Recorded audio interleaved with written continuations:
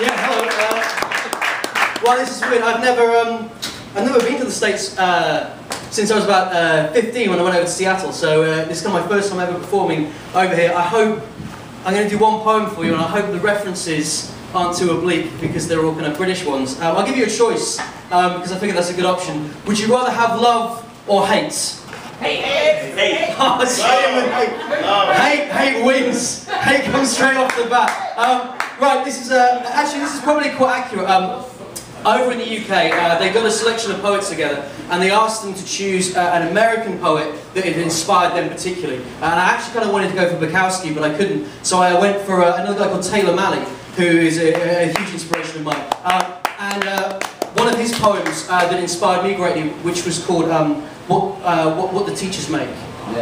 What teachers make. I am an English teacher in the UK. I'm a secondary school English teacher.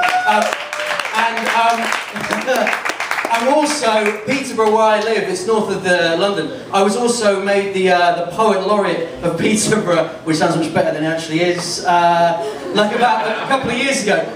And basically I used to go to these swanky dinners, and it made me think a lot about Taylor Malley's poem because I talk with people. Does anyone here work with teenagers at all? Yeah, you work with teenagers. I get this in the UK. You get, people say to you, like, you go, oh, you work with teenagers, and the first response they give you is kind of like, oh, you're so brave. Or it's so dangerous. Like, kids now are dreadful and they never were in the past, and it really annoys me. So that's why Taylor Malley's poem spoke to me, and so for this event I wrote my response to that, which I'll do for you guys now. Just my way of saying how much American poetry's inspired me. And it's about me being a teacher, and it's called A Teacher.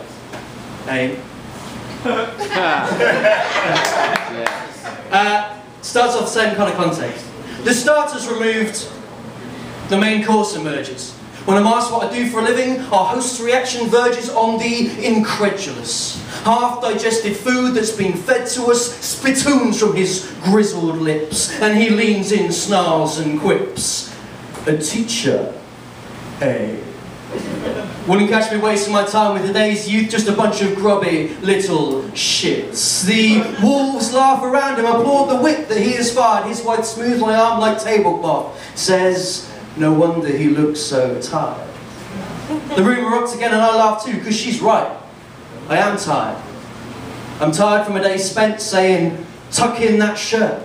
From getting kids into lines, making girls unroll their skirts. I'm tired of setting tests to the grumbling, the complaining. Exams get me stressed, giving detentions can be draining. And who'd have guessed it'd be so tiring, making lessons entertaining? Kids don't care because someone's farted. Or had a nosebleed. Or it's simply raining. And I'm tired of working with artists, with athletes, with dancers. I'm tired of asking questions till I realise maybe I don't know all the answers. And then I'm tired from watching the sparks that fly behind young eyes. The heroes born in the classroom, the self-worth they realise, and then those other kids. The ones where you have to tie on a line, dive deep inside, rescue the battered shreds of confidence, another adult rusted up inside. I'm tired of scrubbling at those locks, dredging back those pearls, then saying, well done. I'll see you next week. Then back out into the world. I'm tired of teaching Year 8 boys that flirting isn't just kicking girls.